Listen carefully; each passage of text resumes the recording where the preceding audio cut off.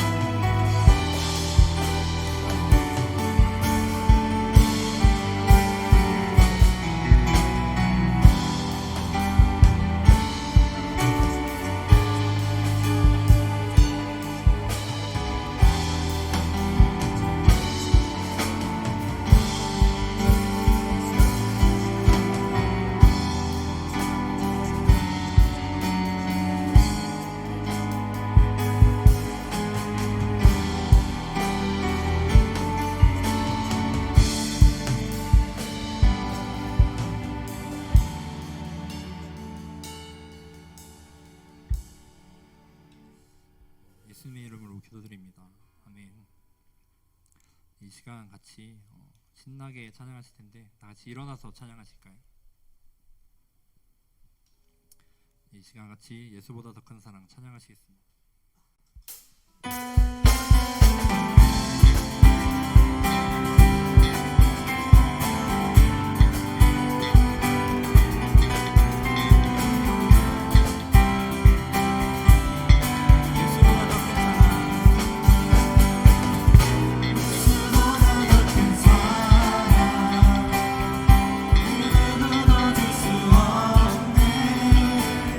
우리에게 자유 주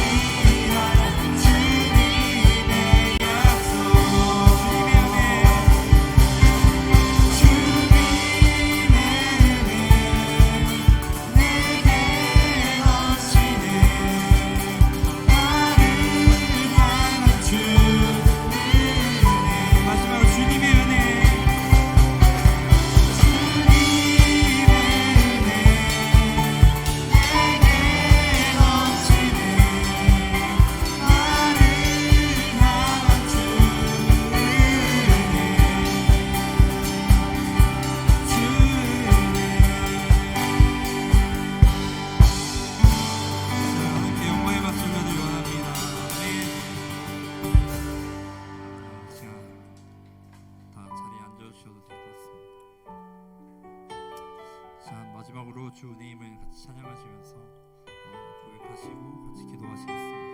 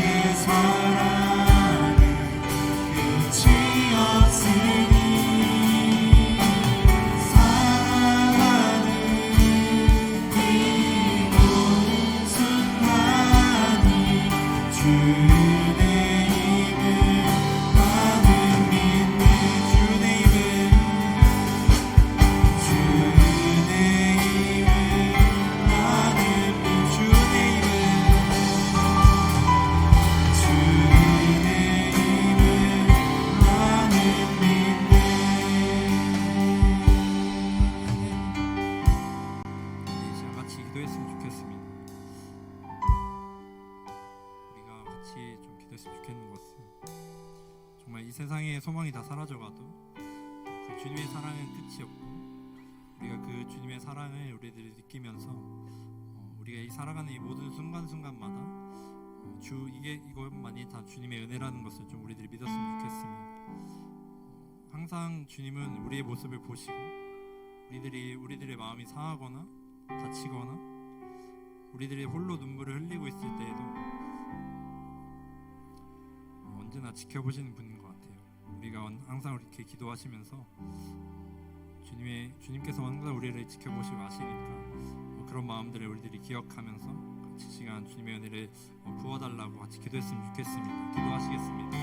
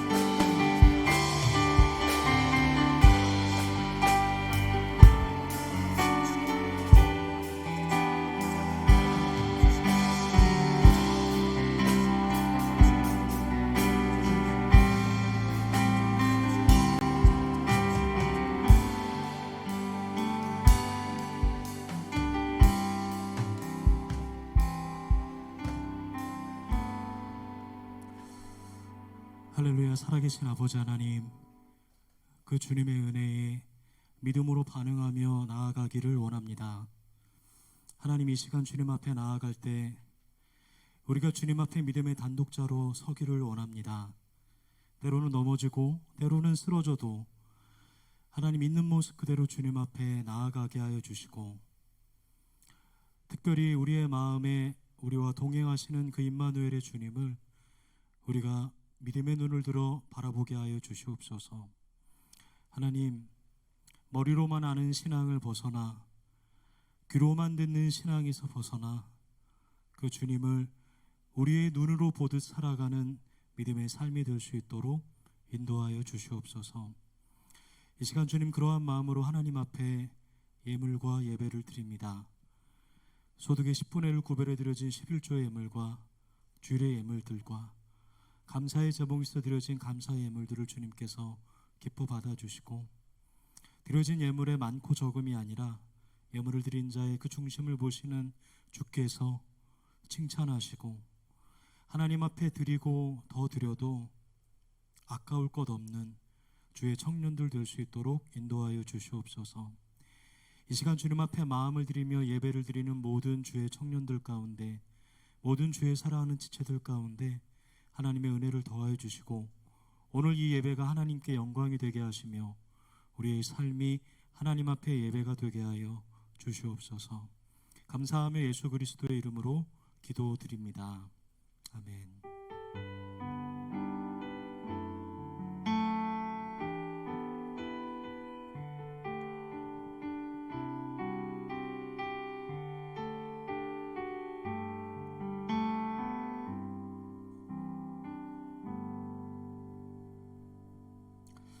오늘 우리에게 주신 하나님의 말씀은 욥기서 35장입니다. 욥기 35장 1절부터 8절까지의 말씀입니다.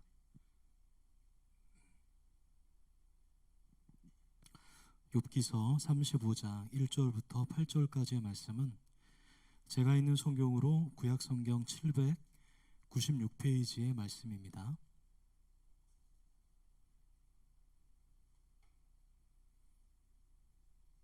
욥기서 35장 1절부터 8절까지 제가 한 절, 여러분들이 한 절 이렇게 함께 교독하도록 하시겠습니다. 엘리후가 말을 이어 이르되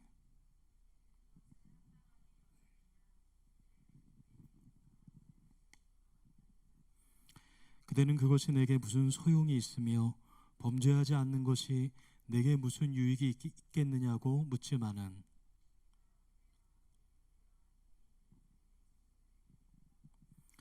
그대는 하늘을 우러러보라. 그대보다 높이 뜬 구름을 바라보라.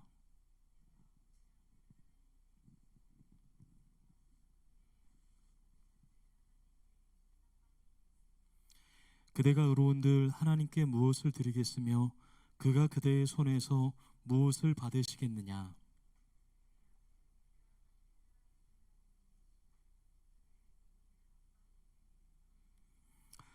아멘. 네, 여러분 반갑습니다. 함께 예배하고 또 함께 찬양하고 또 하나님 앞에 한 공동체로 부름받은 여러분들을 주님의 이름으로 환영하고 축복합니다. 여러분 잘들 지내고 계시나요? 요즘 그저 이렇게 하루하루의 삶을 견뎌나가면서 살아가고 있는 건 아닐까라는 생각을 하게 될 때가 있습니다. 욥기서의 말씀을 저희가 함께 쭉 읽어가면서 욥이 견뎌냈던 힘이 무엇일까, 욥이 이 어려운 상황을 견뎌냈던 그 근본 원동력이 무엇일까를 생각을 하게 됩니다. 제가 답을 드리는 것보다 여러분들이 말씀 가운데 또 하나님의 말씀을 읽으면서 또 묵상하면서 그 답을 여러분들이 꼭 찾고 그것을 머릿속이 아니라 정말 삶으로 적용해 가면서 그렇게 살아가시는 저와 여러분이 되었으면 참 좋겠습니다. 오늘은 욥기서 35장의 말씀으로 살게 하시는 은혜라는 제목으로 함께 욥의 이야기를 함께 나누고자 합니다.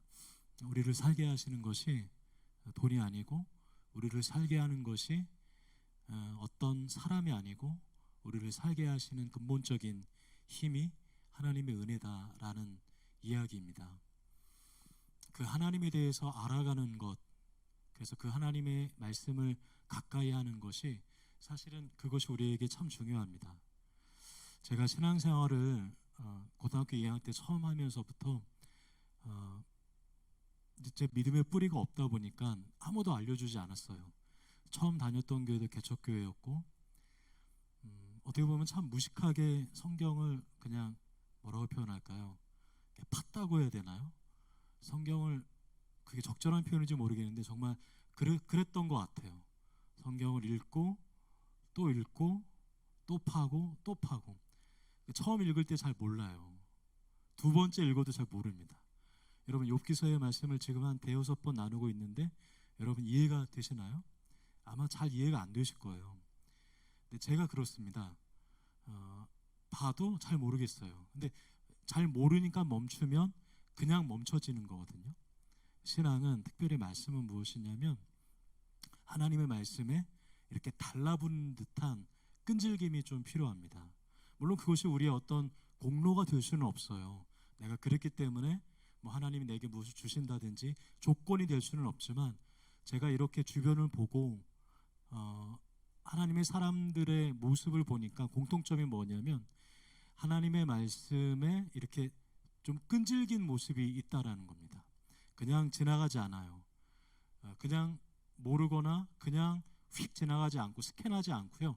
그 앞에 머물러 서서, 멈춰 서서 말씀과 마치 씨름하듯이 그렇게 말씀을 대하고 하나님 앞에 나아가는 그런 모습을 제가 이렇게 보면서 저도 제 안에 그런 모습이 잃어버리지 않도록 노력을 하고 있어요. 지금도 말씀을 계속 보고 지금도 말씀 가운데 묵상을 하는데 여전히 그래요. 잘 몰라요.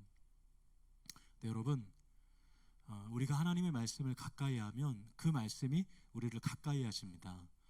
우리가 하나님을 가까이 한다라는 것만큼 추상적인 표현이 없거든요. 근데 하나님의 말씀을 읽고 묵상하고 그 가운데로 들어가고 그 말씀이 나의 말씀으로 들어가면 하나님의 말씀이 우리를 하나님 곁에 두십니다. 그래서 바람이 불어도 한번 잠깐 쓰러져도 다시 일어나요.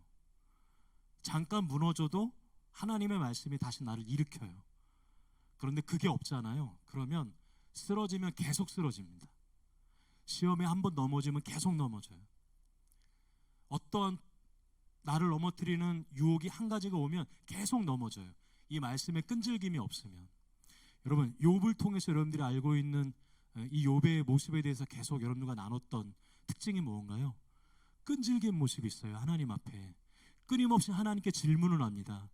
하나님, 왜? 하나님, 도대체 왜 이런 고통이? 하나님, 왜 나에게?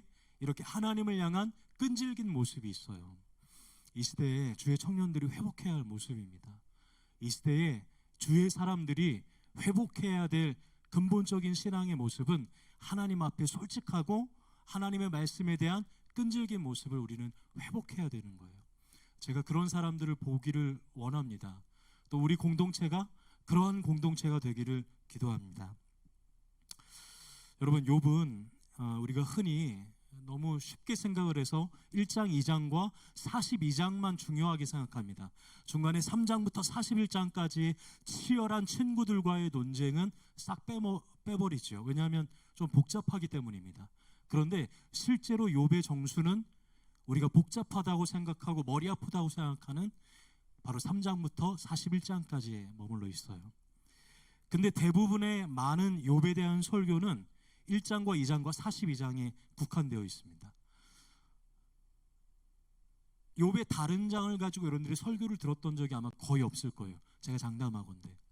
근데 여러분, 욥의 말씀을 들을 때 이 욥의 고통이 나의 모습일 수 있다라는 생각으로 우리가 이 말씀을 좀 함께 주목해 보기 원합니다.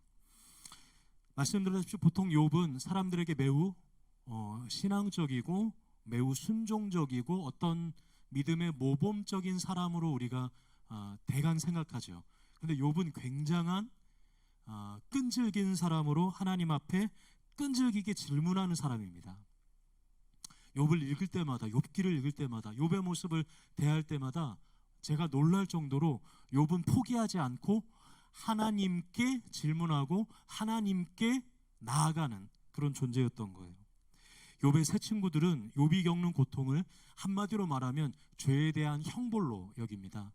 그러니까 욥이 이러한 고통을 겪는 이유는 바로 욥이 어떠한 죄를 지었기 때문에 그 죄를 회개하지 않고선 이러한 고통을 벗어날 수가 없을 것이다 라는 단순한 논리로 욥의 친구들은 얘기를 하게 됩니다. 아마 욥도, 아니 오늘 이 시간 말씀을 듣는 저와 여러분들도 이와 비슷한 생각으로 살아가는 이들이 많을 거예요. 우리가 무언가를 잘하면 하나님 우리에게 복을 주시고, 우리가 무언가를 하나님 앞에 못하면 하나님 우리에게 벌이나 저주를 주시고, 그래서 내가 무언가를 잘 못할 때는 이거 내가 무슨 죄가 지었나? 내가 죄를 지었나? 이렇게 생각하면서 하나님을 오해하는 경우가 많다라는 것입니다. 그런데 욥은 고난이라는 이 과정을 통해서 전혀 다른 하나님을 만나게 됩니다. 여러분, 하나님을 만나는 가장 결정적인 이 과정이 뭔지 아세요? 어려움입니다. 그러니까 어려움과 고난을 통해서 우리는 하나님에 대해서 더 넓게 알아가는 과정이라는 것이죠. 물론 그 어려움이 쉽지는 않지만요. 여러분 가운데 혹시 어려움이라든지 여러분 가운데 혹시 고난 같은 것이 여러분의 삶에 다가온다면 여러분 바로 그때는 우리가 하나님을 알아갈 수 있는 믿음의 기회다라는 것을 여러분들이 꼭 기억하셨으면 좋겠습니다. 사실 욥은 굉장히 하나님 앞에서 흠없이 살고자 노력했던 사람이에요. 경건하고 어떤 것도 흠없이 살고자 꿈꿨던 사람입니다. 하나님의 사람으로 스스로 돌아보며 스스로를 성찰하며 살았던 사람이죠. 여러분, 이 시대도 이런 사람을 찾아보기가 쉽지 않아요. 그냥 믿는 것 따로 사는 것 따로이지 믿는 믿음으로 내 삶을 돌아보며 살아간다? 굉장히 어렵습니다. 그런데 욥은 그랬던 사람이에요. 내 몸도 내 마음도 하나님의 것이었기 때문에 그는 하나님을 신뢰하는 믿음으로 늘 자신을 돌아보면서 살았던 사람입니다. 그런데 그에게 불어닥친 고난은 그의 모든 것을 순식간에 파괴하게 됩니다. 10명의 자녀들 죽고 그의 모든 재산들 다 날아가고 심지어 그의 몸에 병까지, 질병까지 찾아오게 됩니다. 욥의 친구들은 끊임없이 욥에게 회개할 것을 거듭 반복해서 말하지만 욥은 어떻게 하나요? 그냥 쉽게 거기서 그래, 이렇게 말하지 않습니다. 욥은 끝까지 이렇게 얘기하죠. 나는 하나님 앞에 이러한 고통을 받을 정도로 죄를 지은 적이 없어. 자신의 무죄함을 계속해서 이야기하고 있습니다. 그러니까 하나님을 향해서는 왜? 라고 질문하는 거죠. 하나님, 왜 도대체 나에게 이런 일이 일어났나요? 라고 하나님의 질문을, 하나님의 대답을 받고자, 하나님 앞에 머물고자 계속해서 몸부림쳤던 사람, 그가 바로 우리가 오늘 읽었던 욥이었습니다. 자, 욥과 친구들의 지루한 논쟁이 계속 반복이 되고요. 이제 오늘 본문에 이어서 35장, 그러니까 욥기의 거의 말미에 해당돼서 뜻하지 않는 한 젊은 사람이 등장합니다. 그의 이름은 엘리우라는 사람이 등장하게 돼요. 근데 엘리우가 등장하고 이 엘리우가 욥을 질타하는 장면이 여러분들이 읽었던 본문의 주된 내용입니다. 참 욥의 입장에서 보면 힘들었겠죠. 새 친구들뿐만 아니라 아마 그 곁에서 그것을 모두 다 지켜보았던 엘리우라는 한 젊은이가 갑자기 욥 자신을 향하여 막 질타하고 비난하게 됩니다. 저는 오늘 본문을 통하여 여러분들과 함께 우리를 살게 하시는 은혜가 무엇인지를 함께 좀 살펴보기 원하는데요. 우리 본문의 1절부터 3절을 한번 같이 읽어보도록 하겠습니다. 같이 함께 읽지요. 시작. 엘리우가 말을 이어 이르되 그대는 이것을 합당하게 여기느냐? 그대는 그대의 의가 하나님께로부터 왔다는 말이냐? 그대는 그것이 내게 무슨 소용이 있으며 범죄하지 않는 것이 내게 무슨 유익이 있겠느냐고 묻지마는. 아멘. 갑자기 등장한 한 젊은 사람 엘리우가 33장부터 욥에게 이야기를 시작하게 됩니다. 한 번도 두 번도 아니고 무려 세 번에 걸쳐서 욥을 공박하기 시작해요. 그가 말하는 주된 내용은 이것입니다. 하나님을 원망하는 욥의 당신의 행동이 그게 옳은 것인가 라는 얘기를 하는 것입니다. 사실 엘리우가 하는 말, 우리가 이전에 욥의 친구들이 했던 말도 마찬가지지만 그들이 하는 말이 틀린 건 아니에요. 하나님이 어떤 하나님이라는 것에 대해서 그 친구들은 너무나 잘 알고 있었고요. 엘리우 역시 하나님에 대해서 익히 잘 알고 있었던 거죠. 엘리우는 인간의 고통은, 우리에게 찾아오는 어떤 고통은 하나님이 우리에게 주시는 징벌일 수도 있고 동시에 하나님이 우리에게 향한 어떠한 가르침을 위한 훈계의 수단일 수도 있다라는 얘기를 욥에게 하게 됩니다. 여러분, 이 말이 틀린 말 아니잖아요. 하나님께서는 우리를 훈련하시고 하나님께서 우리에게 가르치시고 하나님께서 우리를 인도하시기 위해 때로는 지팡이와 막대기로 우리를 인도하십니다. 목자에게 지팡이와 막대기는 단순히 양을 향하는 게 아니었죠. 여러분, 양을 지키는 도구이기도 하지만 때로는 말 안 듣는 양을 향해서 재촉할 수 있는 목자의 도구이기도 했죠. 그런 면에서 보면 이스라엘 백성들을 광야 가운데 생활하며 광야 가운데 진행하게 했던 것도 하나님의 훈련의 방법이자 혹은 하나님의 징계의 수단이었다는 것을 우리는 이미 익히 잘 알고 있습니다. 엘리우가 하는 말이 바로 그 말이에요. 욥이 지금 겪고 있는 고통, 그것은 어찌 보면 하나님의 의미 있는 훈계의 수단이기 때문에 욥, 그것을 네가 그렇게 말하면 안 되지 않느냐라고 얘기를 하는 것입니다. 그런데 말이라는 것이 겉으로 보여지는 게 있고요, 실제로 그 말이 품고 있는 의도라는 게 있죠. 사실 욥의 세 친구들이 하나님 앞에 나중에 보면 질책을 받거든요. 그런데 여러분, 욥의 친구들이 하는 말이 틀려서 질책을 받는 게 아니라고 제가 누차 말씀을 드렸죠. 엘리우도 같은 맥락하에서 엘리우가 하는 말이 틀려서 지금 하나님이 뭐라고 하시는 게 아닙니다. 엘리우가 하는 말이 아니라 그가 하는 말의 의도와 맥락이 어떠한가를, 그러니까 하나님은 겉으로 보이는 외모가 아니라 그 사람의 중심을 보신다라고 말씀하시는 것이 맞는 거예요. 엘리우가 하는 이 말은 하나님이 그렇다라는 것을 말하는 것이 아니라요, 엘리우가 자신이 하고자 하는 말의 주장을 뒷받침하기 위해서 하나님을 끌어다 쓰면서 얘기하는 상황이었다라는 것입니다.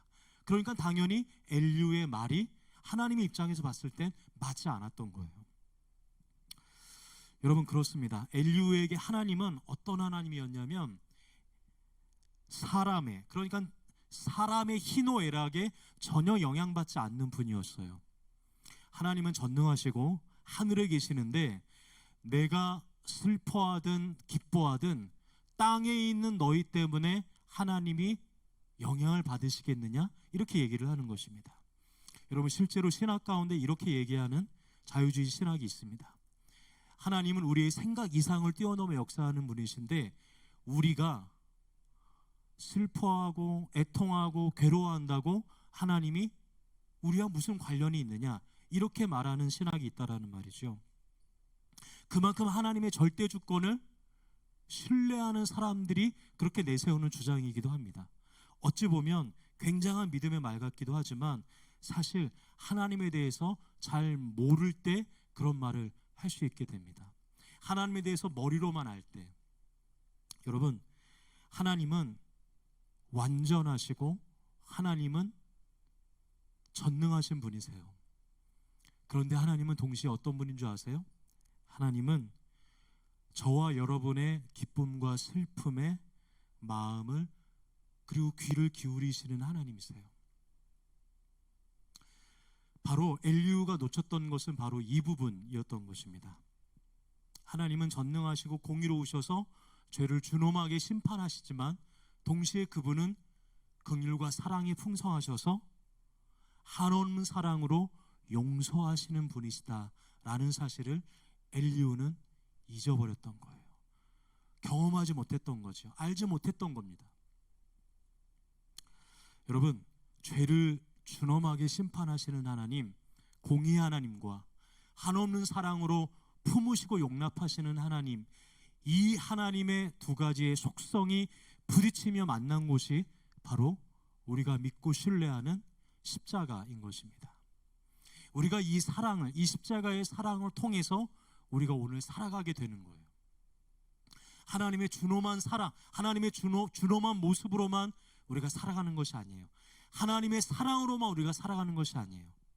하나님은 준엄한 분이고 공의로운 분이시되 동일하게 우리를 사랑하시는 분으로서 공의와 사랑이 균형을 이루며 우리를 지금도 살게 하시는 분이다라는 사실인 것입니다. 여러분, 엘리후는 바로 그 하나님을 전혀 알지 못했던 사람이었습니다. 그런데 욥은 그 하나님을 향하여 끊임없이 질문하며 나아가고 있는 사람이었던 거예요. 하나님의 은혜, 이 은혜를 뜻하는 헬라어는 우리가 한 번쯤은 들어봤을 법한 카리스라는 단어입니다. 근데 이 카리스라는 단어는 친절, 호의를 베풀다 혹은 기쁨을 주다라는 의미입니다. 여러분, 사실 이 은혜라는 단어가 우리를 향한 단어로 부적합한 단어라고 저는 생각합니다. 왜요? 하나님은 우리에게 호의를 베풀어 주시다 혹은 우리에게 기쁨을 주시다, 하나님은 우리에게 친절을 베푸시다라는 의미이기 때문입니다. 여러분, 하나님은 바로 이 카리스의 하나님이세요. 은혜를 베푸시는 분이시라고요. 그래서 그분은 오늘도 우리에게 호의를 가지시고 오늘도 우리에게 친절하시고 오늘도 우리에게 기쁨을 주고자 우리에게 다가오시는 하나님 아버지임을 우리는 잊지 말아야 하는 것입니다. 누가복음 15장에 보시면 집을 나간 탕자를 기다렸던 그 아버지가 바로 이 카리스였습니다. 그리고 길을 잃은 한 마리의 양을 찾아서 헤매고 찾아다녔던 그 목자가 바로 이 카리스였어요. 호의를 가지시고 친절을 베푸시고 우리에게 기쁨을 주시는 분. 믿음은 무엇일까요? 바로 이 은혜를 받은 자의 삶으로 살아가는 겁니다. 신앙은 내가 이 은혜를 받은 사람이라는 자각에서부터 시작이 되는 거예요. 내가 그런 은혜를 받았는데 내가 못할 게가 뭐 있겠어요? 내가 그런 은혜를 받았는데 내가 용서하지 못할 게 뭐가 있겠어요? 내가 그런 친절과 그런 호의와 그런 따뜻한 기다림을 받았는데 내가 누구를 기다리지 못하겠어요? 그러니까 하나님의 사람들은 이 카리스를 받은 것을 기억하며 살아가는 사람들인 거예요. 내가 살아가는 모든 순간, 지금 내가 숨쉬는 모든 순간이 주님의 카리스, 주님의 은혜라는 이 사실을 절감하며 살아가는 이들이 바로 은혜의 사람, 하나님의 사람임을 우리는 잊지 말아야 하는 것입니다. 엘리야의 눈으로 볼 때 세상은 단순히 이렇게 나눴죠. 선과 악으로 나눠졌을 뿐이에요. 그가 볼 때에는 옳은 것과 틀린 것밖에 없어요. 그러나 여러분, 그렇지 않습니다. 세상은 옳은 것과 틀린 것, 흑과 백으로만 나눌 수 없어요. 믿음은 내가 하나님 앞에 옳지 않은 존재임에도 불구하고 하나님의 은혜를 받으며 살아가는 이 사실을 경험한 사람들이 가질 수 있는 하나님의 선물이 바로 믿음이라는 사실을 여러분 기억하셔야 합니다. 예수님도 마태복음 13장 27절부터 30절에 그와 비슷한 맥락으로 이렇게 얘기하십니다. 제가 한번 그대로 읽어드릴게요. 집 주인의 종들이 와서 말하되 주여 밭에 좋은 씨를 뿌리지 아니하였나이까? 그런데 가라지가 어디서 생겼나이까? 주인이 이르되 원수가 이렇게 하였구나. 종들이 말하되 그러면 우리가 가서 이것을 뽑기를 원하시나이까? 주인이 이르되 가만두라. 가라지를 뽑다가 곡식까지 뽑을까 염려하노라. 둘 다 추수 때까지 함께 자라게 두라. 추수 때에 내가 추수꾼들에게 말하기를 가라지는 먼저 거두어 불사르게 단으로 묶고 곡식은 모아 내 곡간에 넣으라 하리라. 아멘. 우리의 생각과 주님의 생각은 굉장히 다르죠. 여러분, 그렇습니다. 주님의 은혜는 우리가 도통 이해할 수 없는 부분에서 우리를 향하고 있어요. 우리가 그 은혜를 받기에 무엇인가를 했고 우리가 그 은혜에 합당한 어떤 자격이 있어서 우리가 그 은혜를 누리며 지금의 삶을 아무렇지 않게 살아가는 게 아니에요. 자격이 없음에도 불구하고, 조건이 안 됨에도 불구하고 하나님은 그런 우리들에게 이해할 수 없는 하나님의 은혜와 친절을 베풀어 주신 분이십니다. 욥은 그 은혜의 하나님을 끝까지 붙잡고자 했던 거예요. 여러분, 우리에게 필요한 것이 바로 이것입니다. 오늘 우리에게 하나님께서 원하시는 신앙의 태도가 바로 이것이 아닐까요? 하나님의 은혜를 경험한 사람은 그 은혜로 세상을 대할 수밖에 없죠. 은혜가 없는 사람은 은혜가 없이 선과 악으로만 대할 뿐입니다. 그러나 하나님의 사람들은 선과 악을 뛰어넘어 하나님의 은혜가 무엇인지를 경험하고 맛보고 베풀며 살아가는 사람임을 잊지 말아야 하는 것입니다. 여러분, 그래서 하나님께서는 오늘 저와 여러분들의 삶을 누구보다 잘 아신다라는 것입니다. 왜요? 하나님이 카리스, 은혜의 하나님이시기 때문입니다. 하나님이 공의의 하나님만이 아니에요. 하나님이 사랑의 하나님만이 아니에요. 공의와 사랑이 균형을 이루는 은혜의 하나님임을 잊지 말아야 하는 것이죠. 그래서 하나님은 우리의 슬픔과 아픔을 아시고 그것을 아시고 자신의 하나뿐인 아들 예수 그리스도를 이 땅 가운데 아낌없이 보내셨죠. 그리고 그 예수님은 공의의 하나님, 그 심판의 저주를 그의 몸으로 다 받으셨습니다. 그리고 우리는 그 예수 그리스도의 십자가 때문에 이해할 수 없는, 감당할 수 없는 그 은혜로 오늘을 이렇게 살아가고 있는 거예요. 바로 그것이 우리에게 주어주신, 우리를 살게 하시는 은혜입니다. 여러분, 이 사실을 다시 환기시키셔야 됩니다. 바로 이 믿음의 사실을 다시 기억해야 돼요. 우리 5절부터 8절까지의 말씀을 같이 한번 읽어보도록 하겠습니다. 함께 읽지요. 시작. 그대는 하늘을 우러러보라. 그대보다 높이 뜬 구름을 바라보라. 그대가 범죄한들 하나님께 무슨 영향이 있겠으며 그대의 악행이 가득한들 하나님께 무슨 상관이 있겠으며 그대가 의로운들 하나님께 무엇을 드리겠으며 그가 그대의 손에서 무엇을 받으시겠느냐. 그대의 악은 그대와 같은 사람에게나 있는 것이요 그대의 공의는 어떤 인생에게도 있느니라. 아멘. 여러분, 엘리후의 말이죠. 이 말을 한마디로 요약하면 이렇습니다. 엘리후는 지금 차가운 하나님에 대해서 얘기하는 거예요. 욥의 공의, 욥의 죄악, 이게 무슨 상관이 있냐? 하나님은 아주 정확하신 분이다. 아주 냉철하신 분이다. 하나님은 아주 공의로운 분이시다. 예, 맞습니다. 여러분, 하나님은 아주 정확하시고 공의로운 분이십니다. 그분은 우리를 기억하시고 우리의 삶을 누구보다 잘 아시는 분이세요. 이 말이 틀린 말이 아닙니다. 더 깊은 문제는 무엇이냐면 바로 이 말을 듣고 있는 욥이 어떤 고통을 겪고 있는지를 엘리후는 짐작조차 하지 못했다라는 것입니다. 우리들은 하나님께서 하시는 일의 의미를 다 이해할 수 없을 때가 많습니다. 우리가 살아가다 보면 이해할 듯한데 전혀 이해되지 않는 일들이 다가올 때가 있어요. 그런 상황에 직면할 때가 있습니다. 그것이 우리의 한계이기도 하죠. 잘 모르겠다라고 말하는 그 순간 말이죠.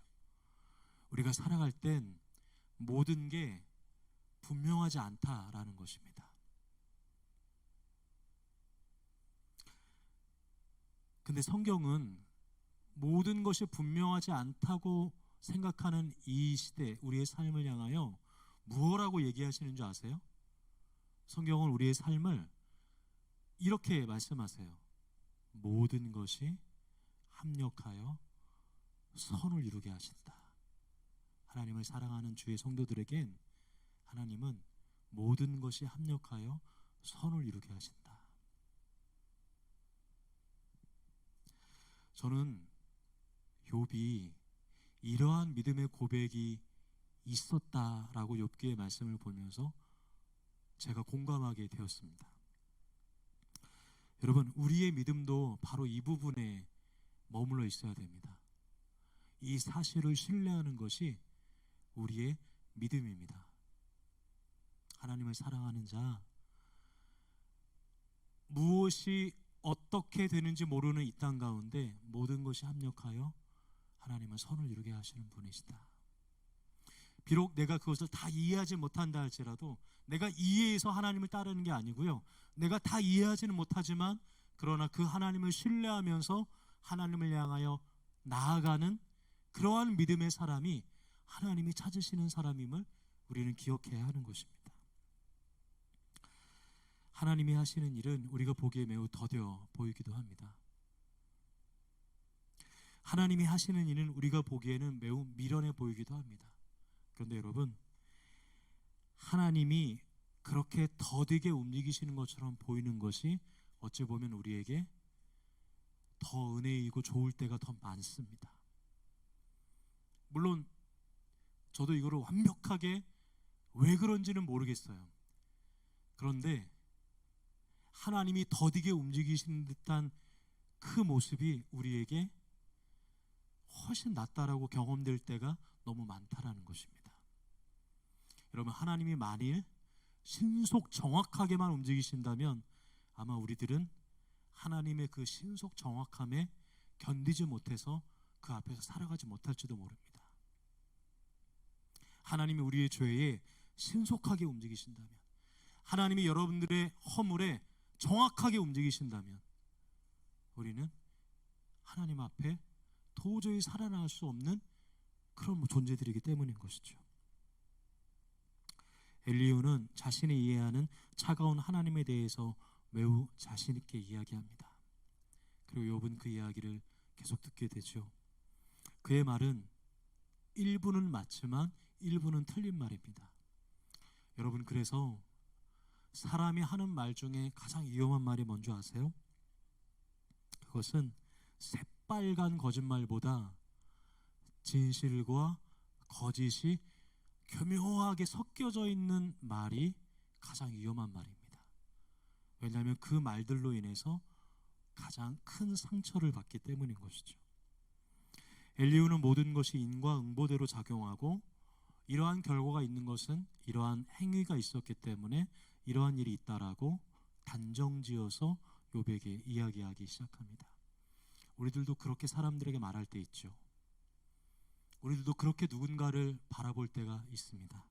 그러나 그 말을 하기 이전에 우리가 하나님 앞에 어떠한 은혜를 받은 존재인지를 우리는 잊지 말아야 하는 것입니다.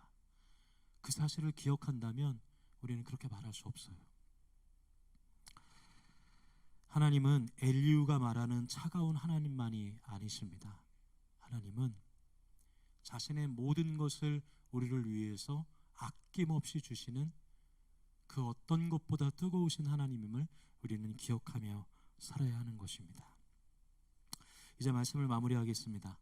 사랑응암 청년 공동체 여러분, 오늘 본문의 이 욥의 이야기를 통해서 우리가 지금 살게 하시는 것은 하나님의 은혜다라는 사실을 우리가 함께 나누었습니다. 그리고 우리는 이 사실을 다시 우리 안에서 새롭게 환기시키고 기억해야 된다라고 함께 여러분들과 나누었습니다. 엘리후의 말을 통해서 우리는 엘리후처럼 말했던 내 모습을 되짚어 봐야 돼요. 그리고 엘리후처럼 말하는 이 세상을 향해서 그게 아니다라고 말할 줄 알아야 되는 것입니다. 우리가 받은 은혜, 우리가 하나님께로 받았던 그 은혜가 무엇인지를 여러분 곰곰이 생각해 보십시오. 우리의 슬픔을 아시고 우리의 마음을 공감하시는 분, 겨우 하나님이 그거 하기 위해서 예수님을 보내셨는가?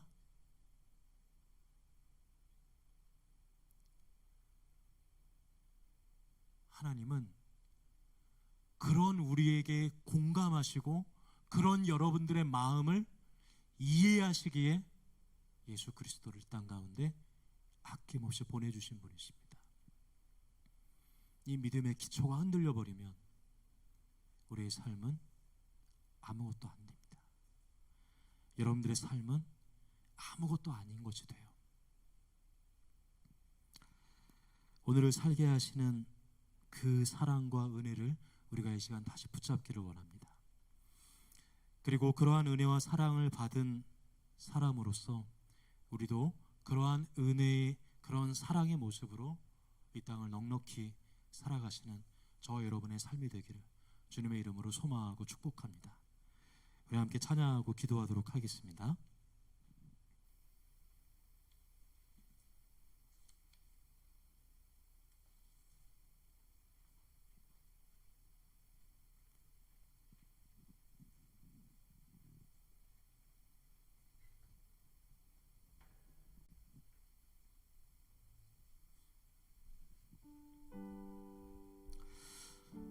여러분, 우리가 계속해서 함께 말씀 후에 찬양했던 이 고백을 하나님께 우리 다시 드리면 좋겠습니다. 그리고 그 은혜의 하나님을 우리가 고백하기 원합니다. 여러분, 지난 일주일 동안도 은혜로 사셨나요? 아니면 여러분들의 힘으로 사셨나요? 지난 한 주간 동안도 하나님의 힘으로 사셨나요? 아니면 여러분들의 계획으로 사셨나요? 지난 한 주간 동안도 하나님의 말씀에 붙어서 이거 아니면 내가 살아갈 수 없다라고 그러한 마음으로 여기면서 사셨나요? 아니면 여러분들의 삶을 그냥 여러분들의 머릿속에서 나오는 것들로 그렇게 짜가면서 사셨나요? 우리의 삶은 참 빨리 지나갑니다. 그리고 우리의 삶은 중심에 무엇이 있느냐가 우리의 삶 전체를 방향짓게 하게 되는 겁니다. 시간이 없습니다, 여러분. 더 낭비할 시간이 없어요. 우리가 예수님을 믿고 하나님을 믿기는 하지만 여전히 하나님과는 거리가 있어서 하나님과는 전혀 관계가 없어서 내가 만들어낸 하나님, 내가 만들어낸 예수님, 그래서 그분 앞에 좀 필요한 거 구하고 그분 앞에 좀 내 마음에 있는 소원 좀 말하고 그러다가 안 되면 실망받고 사람에게 실망하고 그렇게 여러분 우리가 살아갈 수 없는 존재들이에요. 우리 다시 믿음의 기초로 돌아가야 될 때입니다. 바로 욥이 부르짖을 수 있었던 이유, 나를 살게 하시는 분이 하나님이시다라는 겁니다. 엘리후가 말해도 욥의 세 친구들이 아주 번지르르하게 논리적으로 하나님에 대해서 A부터 Z까지 다 얘기해도 욥은 끝까지 놓지 않았던 것, 하나님이 나를 살게 하신다. 그 은혜가 나를 살게 하신다. 그 말씀이 오늘도 나를 나되게 하신다. 바로 이 고백이었지 않을까요? 여러분, 이 고백이 필요합니다. 이 믿음이 필요합니다. 이 믿음이 다시 회복되기 원하고, 이 믿음이 다시 하나님 앞에 회복되는 그런 믿음의 공동체를 여러분, 우리가 함께 기도하면 좋겠습니다. 하나님이 오늘 우리에게 주시고자 하는 그 은혜를 우리가 갈망하기 원합니다. 친절하신 하나님, 호의를 베푸시는 하나님, 우리의 모든 것을 아낌없이 대속해 주신 십자가의 그 은혜를 우리가 기대합시다. 하나님이 여러분을 살게 하실 것입니다. 기운 내십시오. 여러분, 하나님께서 여러분들을 회복하시고 여러분들을 살게 하시고 하나님의 힘으로 여러분들을 지탱해 나가실 것입니다. 우리 이 고백으로 하나님께 주님 앞에 나아갑시다. 철저히 무너진 삶 속에서 하나님 나에게 역사하시고 믿음의 시선을 허락하사 주를 주목하게 하시네.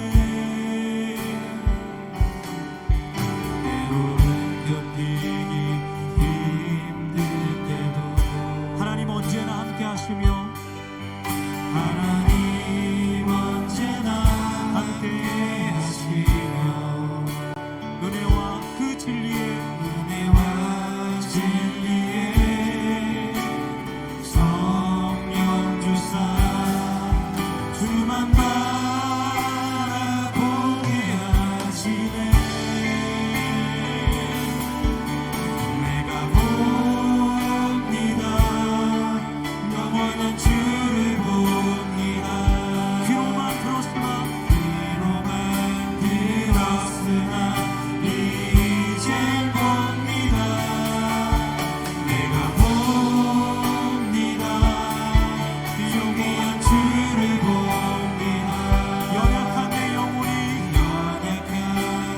영혼이 이제 주를 내가 봅니다. 내가 봅니다. 내가 봅니다. 영원한 주를 봅니다. 귀로만 들었으나 이젠 봅니다. 내가 봅니다. 영원한 주를 봅니다. 연약한 내 영혼이 이제 주를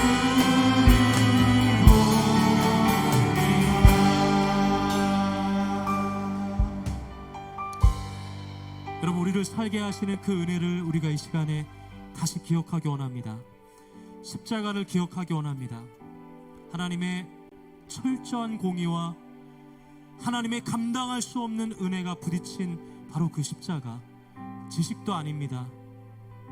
머릿속에 남겨진 그냥 역사 속의 사건이 아니에요. 오늘 나를 향한 하나님의 계획입니다. 그래서 우리는 지금을 살아가는 겁니다. 마지못해 살아가는 분들이 혹시 계시나요? 이 청춘의 삶을, 이 청년의 삶을 내가 어떤 힘으로 살아가야 되는지 아직도 주님을 믿으면서도 오해하는 분들이 계시나요? 우리 이 시간 오늘 우리에게 주신 하나님의 말씀으로 돌아가기 원합니다. 그리고 고통 가운데서도 엘리후의 이 논박 가운데서도 끊임없이 은혜의 하나님을 붙잡는 욥의 그 모습으로 우리가 다시 회복하기 원합니다. 여러분, 하나님은 여러분을 살게 하십니다. 하나님은 오늘 우리를 넉넉히 살게 하십니다. 우리 그 하나님을 의지하면서, 우리 그 하나님을 신뢰하면서, 하나님, 내가 그 은혜로 살기 원합니다. 오늘 내가 그 은혜를 다시 기억하고 환기하기를 원합니다. 주님 도와주시옵소서. 하나님의 말씀이 회복되게 하시고 우리 안에 주의 성령이 회복되게 하여 주시고 우리 안에 하나님을 향한 이 믿음이 다시 회복되게 하여 주시옵소서. 우리 그렇게 함께 기도하며 나가겠습니다. 기도하겠습니다. 할렐루야. 살아계신 아버지 하나님 감사합니다. 우리를 살게 하시는 하나님, 우리를 다시 살게 하시는 하나님의 은혜의 말씀을 이 시간에 붙잡기를 원합니다. 주여, 주여, 예수님, 우리가 이 시간에 우리의 힘이 하나님에게 있음을 고백합니다. 내가 이 땅을 살아가는 힘도 오늘 우리를 살게 하는 힘도 나에게 있는 것이 아님을 고백합니다. 나의 계획이 아님을 고백합니다. 하나님, 나를 살게 하시는 것도 하나님의 능력이심을 고백합니다. 주여, 주여, 주여, 주여. 할렐루야, 할렐루야, 할렐루야, 할렐루야, 할렐루야. 너 하나님의 사람아, 하나님을 바랄지어다. 너 하나님의 사람아, 하나님의 은혜를 바랄지어다. 친절하신 하나님, 은혜로우신 하나님, 우리를 살리신 하나님의 은혜를 우리가 붙잡기를 원합니다. 할렐루야. 하나님 그렇습니다.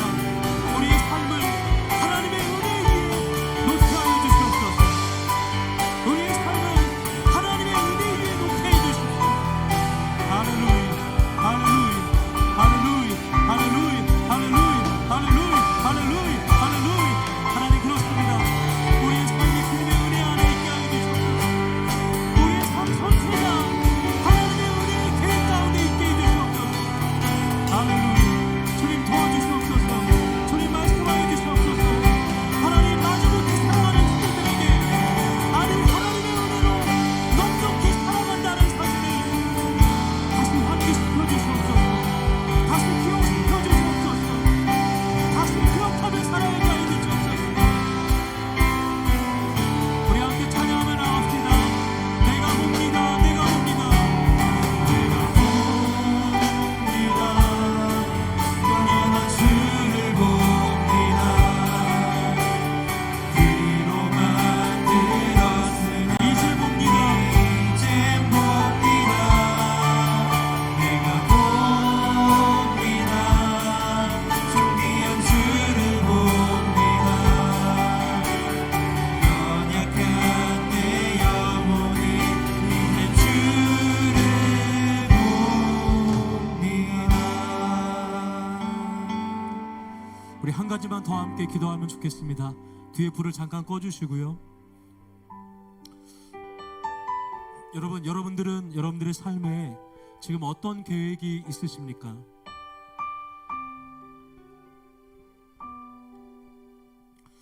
제가 주중에 신방을 갔는데 정확하게 올해 90세 된 한 분을 신방을 하게 되었습니다. 제가 올해 45거든요. 그러니까 저희 2배를 사신 거죠.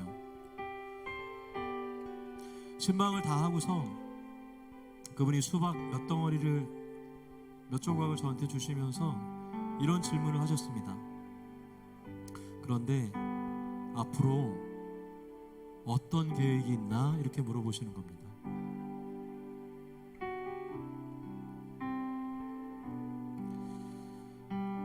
근데 제가 아무 계획이 없어요 이렇게 말씀을 드렸습니다.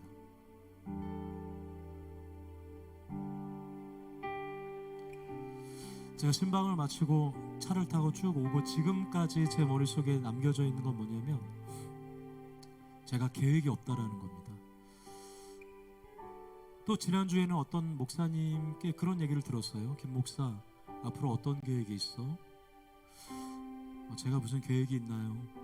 그냥 하나님이 인도하시면 인도하시는 대로 현재에 충실하는 것뿐이죠. 제 믿음 같지요? 예, 그게 제 전부입니다.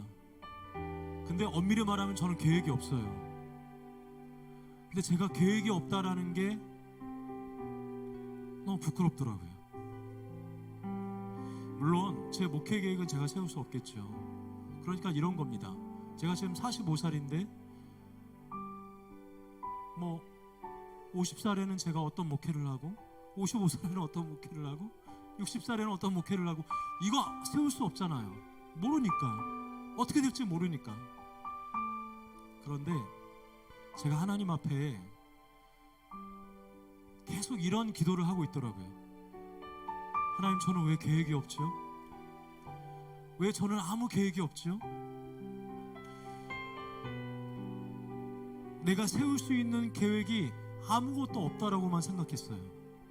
그래서 삶도 계획 없이 살아간 거예요. 아니에요, 여러분.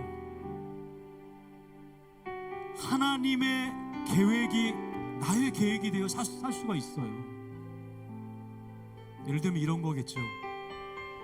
하나님, 이번 주에 제가 하나님 말씀을 이렇게 가까이 할게요. 제가 지난주에 10장 읽었는데 이번 주는 제가 50장 읽을게요. 왜요?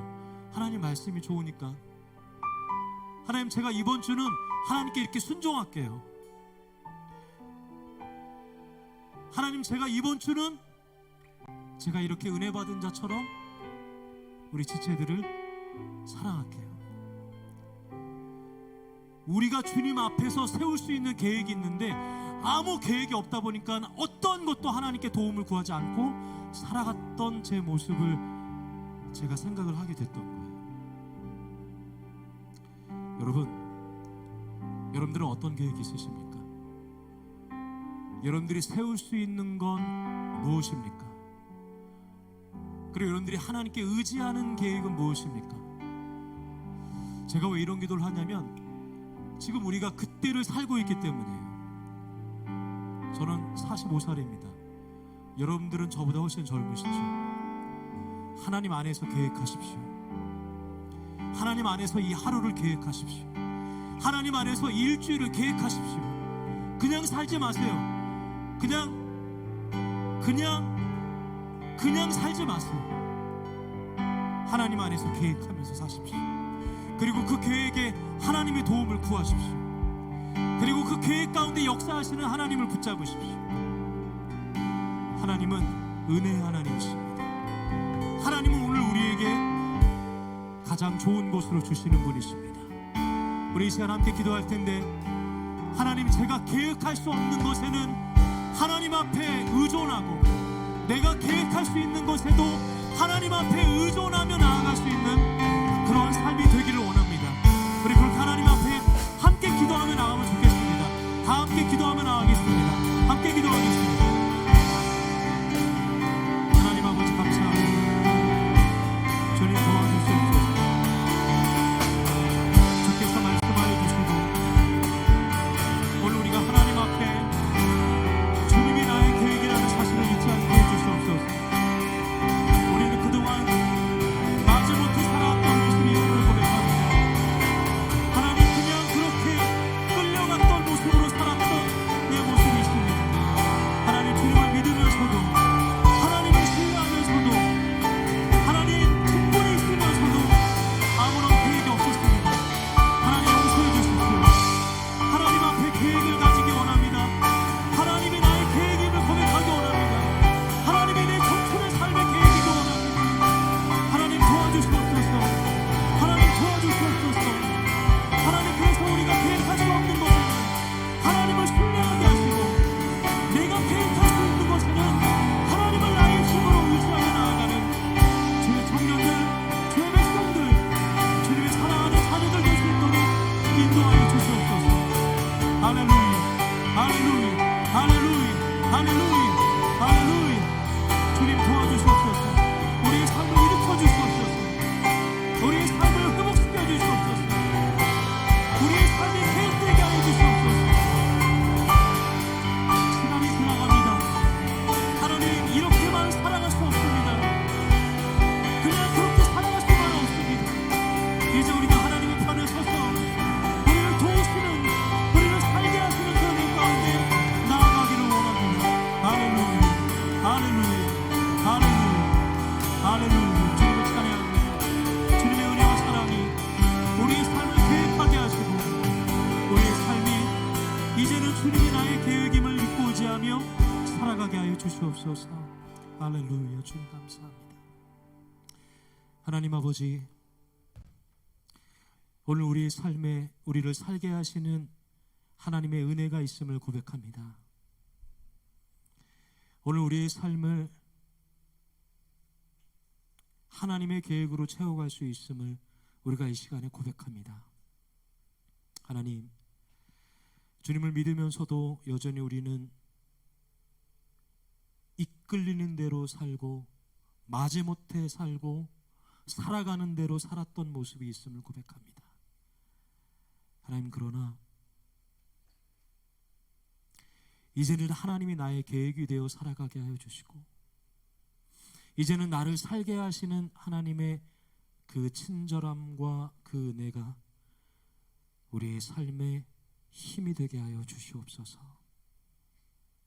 그래서 하나님, 오늘 우리가 찾아보았던 욥의 모습과 같이 우리를 살리시고 사랑하시고 우리를 인도하시는 하나님의 뜨거운 사랑에 감격하며 살아가게 하여 주시옵소서.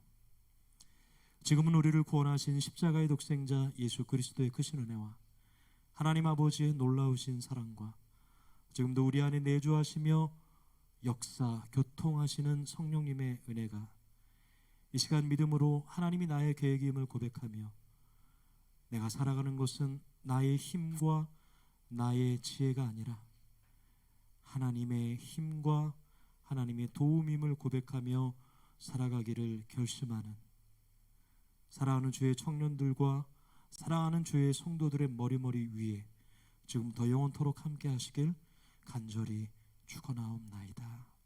아멘.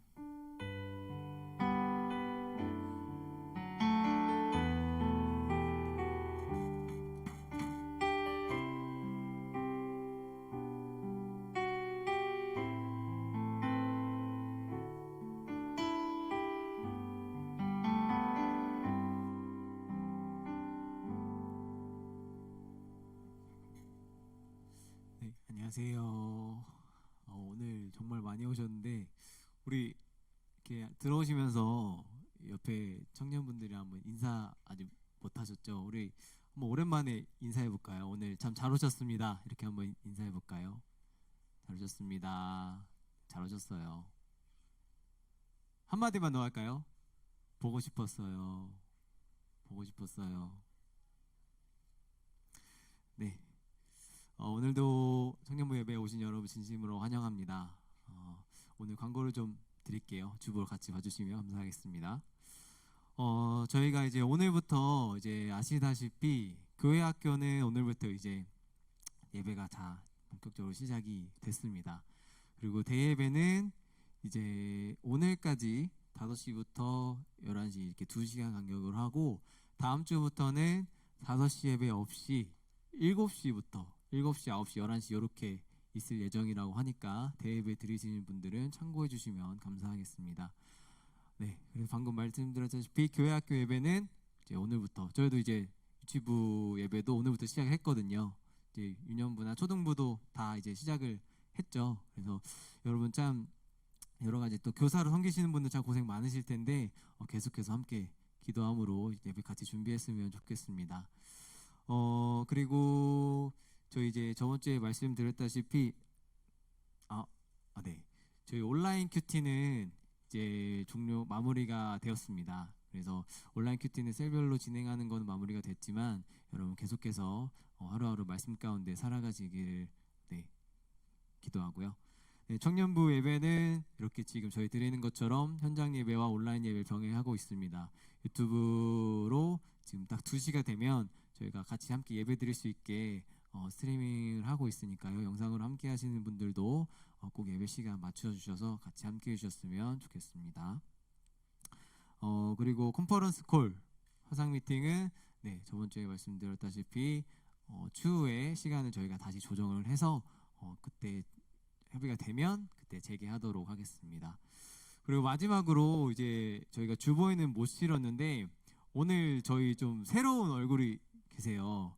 근데 이제 여러분 이제 다 여기 한 번쯤 겪어보셨겠지만 새신자가 오면 뭐 이렇게 나와가지고 뭐 안녕하세요 이름 뭐 나이 몇 살이고 이렇게 하면 좀 그렇잖아요. 그래서 제가 말씀을 드릴게요. 이름은 신수미 자매님이시고 여기 나오시는 건 좀 어렵지만 우리가 그래도 얼굴은 좀 알아야 돼요. 마스크 쓰고 있어서 좀 그런데 얼굴은 좀 알아야 되니까 한번 이렇게 보시고 이따 한번 또 나가실 때 아니, 지금 너무 한꺼번에 보시면 좀 부담스러우니까 네, 이따 나가실 때 인사 이렇게 한 번씩 해주시고 하면 좋을 것 같아요. 나이는 네, 22살이라고 합니다. 그리고 지금 사시는 곳이 그 명지대 쪽 이제 학생이신 것 같아요. 그래서 기숙사 쪽에 지금 계신다고 하니까 혹시 네 그쪽 저희 쪽 또 그쪽에 계신 분들 좀 있잖아요. 아니에요? 네, 저희 이 동네 사람 아니어가지고 네, 하여튼 그렇게 하니까 이따 한번 나가실 때 인사 한 번씩 해주시고 하면 좋을 것 같습니다. 네, 광고는 이상으로 마치겠고요. 이번 한 주간도 우리 살게 하시는 은혜 속에서 한 주간 평안하시길 바라겠습니다. 오늘 너무 감사하고 안녕히 돌아가세요. 봄을 닮은 따스한 주님의 사랑이 불어오잖아. 나의 차가워진 맘을 따뜻하게 녹여줄 스토리.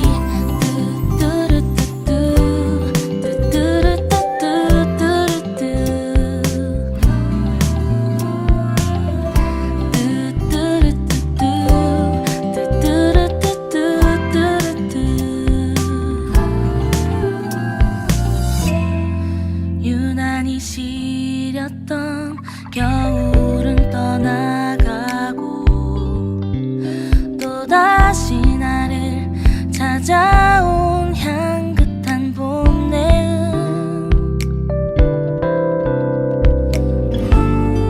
별거 아닌 일도 내겐 특별한 것 같아. 봄과 같은 주의